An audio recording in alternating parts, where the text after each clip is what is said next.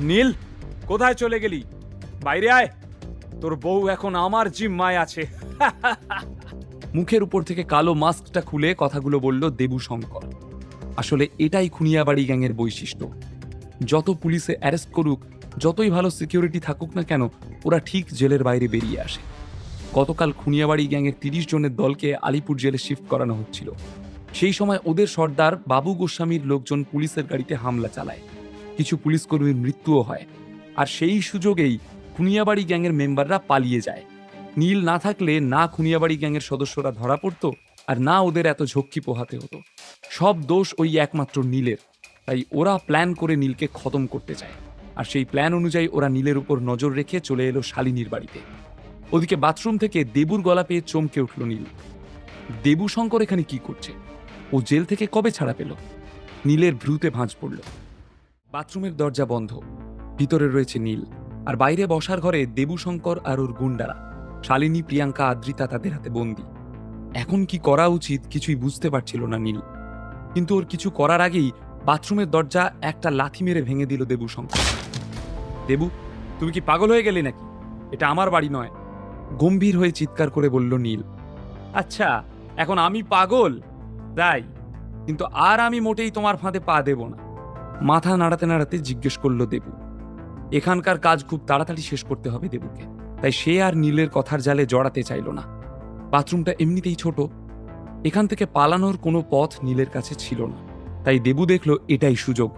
নীলের মুখে সজোরে একটা ঘুষি মারতে গেল দেবু, কিন্তু ঠিক সময়ে নিজের জায়গা থেকে সরে গেল নীল, যে কারণে দেবুর ঘুষি গিয়ে পড়ল দেওয়ালের উপর।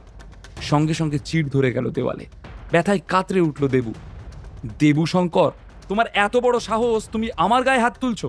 তুমি ভুলে গেলে আমি তোমার বাদশা? নীল যতটা সম্ভব গম্ভীর গলায় একথা বলল। নীলের কথা শুনে ওর দিকে তাকালো দেবু আর বলল, আরে ছাড়ো ছাড়ো, কিসের বাদশা? আমাদের বাদশা আমাদের সঙ্গে এরকম অন্তত করতো না। কিন্তু আমি তোমাকে সেদিন বাদশা বলে ডেকেছিলাম, তাই তোমাকে আর একটা সুযোগ দিতে চাই। আমাকে ওই রিংটা ফেরত দিয়ে দাও। আমি এই ম্যাটারটা এখানেই শেষ করে দেব। রিং? কিসের রিং? তুমি কি আমার বউ নাকি যে রিং দিতে হবে? তার মানে তুমি ফেরত দেবে না, তাই তো? নীলের কথা শুনে খুব রেগে গেল দেবু। ওর চোখ মুখ ভয়ঙ্কর হয়ে উঠল। বাইরে যে ৩ জন মহিলা আছেন তাদের সঙ্গে তোমার ভালো সম্পর্ক, তাই না? একজন তো তোমার বউ। তাহলে এবার আমি তোমার চোখের সামনে ওই ৩ জনকে খতম করব। বাঁচাতে পারলে বাঁচিয়ে নাও। তুমি আমাকে ভয় দেখাচ্ছ? তোমার সাহস তো মন্দ নয়। গম্ভীর হয়ে কথাগুলো বলল নীল। সাহসের এখনো কি দেখলি? চল তাহলে বাইরে, তোর বাকি হিসেবটা করছি তারপর। দেবু চোখ রাঙিয়ে বলল। দেবু এবং নীল বসার ঘরে এলো। সেখানে আসতেই নীল আদ্রিতা আর বাকি দুজনকে দেখল। ইতিমধ্যেই ওদের হাত পা দড়ি দিয়ে বেঁধে দেওয়া হয়েছে, আর ওদের চারপাশে দাঁড়িয়ে রয়েছে কালো ড্রেস পরা কয়েকজন গুন্ডা। নীল দেখে বুঝল যে ওরা খুনিয়াবাড়ি গ্যাংয়ের সদস্য। দেবু ৩ জন মহিলাকে হোস্টেজ বানিয়ে নিয়েছিল। বাইরের দরজার সামনেও দেবুর লোক দাঁড়িয়ে আছে। এমন অবস্থাতে নীল কিভাবে ফাইট ব্যাক করবে? দেবু শঙ্কর আবারও নীলের দিকে তাকিয়ে গম্ভীর গলায় বলল, ওই রিংটা কোথায়? ওটা আমাদের পূর্বপুরুষদের আংটি।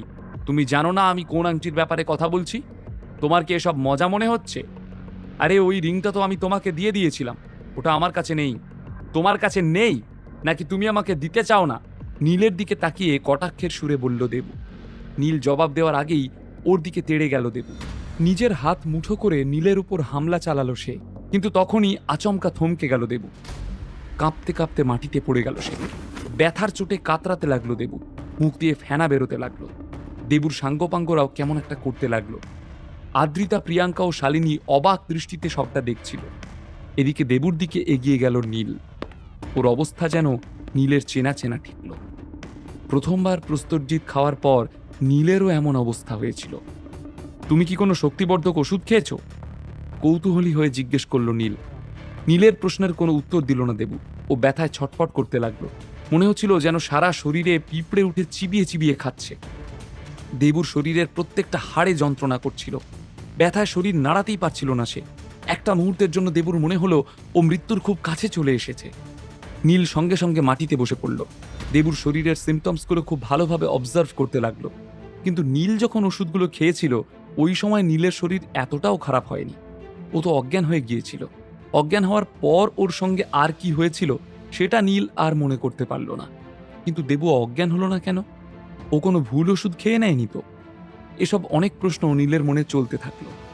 দেবু, আমার দিকে তাকাও, আমার মনে হয় তুমি ভুল ওষুধ খেয়ে নিয়েছো। দেবুর দিকে তাকিয়ে বলল নীল। তুমি কি করে জানলে? ব্যথায় কাঁদো কাঁদো হয়ে প্রশ্ন করল দেবু। কারণ আমিও শক্তিবর্ধক ওষুধ খেয়েছি। ওষুধটা খাওয়ার পর আমার এমনই হয়েছিল, কিন্তু আমার সিমটমস তোমার মতো এতটা খারাপ ছিল না। আমার শরীরে এত যন্ত্রণা হয়নি, কারণ আমি আসল প্রস্তরজিৎ খেয়েছিলাম। কিন্তু তুমি নকল ওষুধ খেয়েছো বলে মনে হচ্ছে, বিস্তারিত ব্যাখ্যা করে বলল নীল। কিন্তু ওই ওষুধটা তো আমার সর্দার আমাকে দিয়েছে, আর ওকে দিয়েছে কল্লোল চ্যাটার্জি। সর্দার আমাকে কেনই বা মারতে চাইবে? কিছুটা অবাক হয়ে প্রশ্ন করল দেবু। কথাটা শুনে নীলের মাথায় অনেক কথা ঘুরতে লাগলো।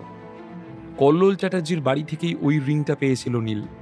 কল্লোল আর বাবু গোস্বামীর এত ভালো সম্পর্ক থাকলে খুনিয়াবাড়ি গ্যাংয়ের পূর্বপুরুষের রিং কল্লোলের বাড়িতে কিভাবে পৌঁছালো? নীলই 5 লাখ টাকার বিনিময়ে কল্লোলকে ওই ওষুধ দিয়েছিল। দেবু কল্লোলের থেকে ওষুধটা পেয়ে থাকলে ওটা তো নীলেরই ওষুধ হবে। কিন্তু এই ওষুধ খেয়ে নীল বা কল্লোল কারো কোনো সাইড এফেক্ট হয়নি। তাহলে দেবু শঙ্করের এত কেন কষ্ট হচ্ছে? নীল অনেক মাথা খাটিয়েও বুঝতে পারল না। দেখো, আমি এসব জানি না, কিন্তু আমার কাছে এই ওষুধের অ্যান্টিডোট আছে, সেটা আমি তোমাকে দিতে পারি, কিন্তু একটা শর্তে, আমাদের সবাইকে ছেড়ে দিতে হবে। গম্ভীর গলায় দেবুকে বলল নীল। সত্যি বলতে নীলের কাছে কোনো অ্যান্টিডোট নেই, তবে ও জানতো যে দেবু যেই ওষুধ খেয়েছে ওতে কোনো সিরিয়াস সাইড এফেক্টস হয় না। নীল যেই ওষুধটা কল্লোল চ্যাটার্জিকে দিয়েছিল, দেবু যদি ওই ওষুধটা খেয়ে থাকে তাহলে ওর কিচ্ছু হবে না। আর এই সুযোগের সদ্ব্যবহার করে আদ্রিতা, প্রিয়াঙ্কা আর শালিনীকে নিয়ে ও এখান থেকে পালাতে পারবে। ভালো মতো ছকটা কষে নিল নীল। বিনামূল্যে গল্প শুনতে নিচের ইনস্টল বাটনে ক্লিক করুন এবং পকেট এফএম ডাউনলোড করুন। লিঙ্কটি রয়েছে ডেসক্রিপশনে।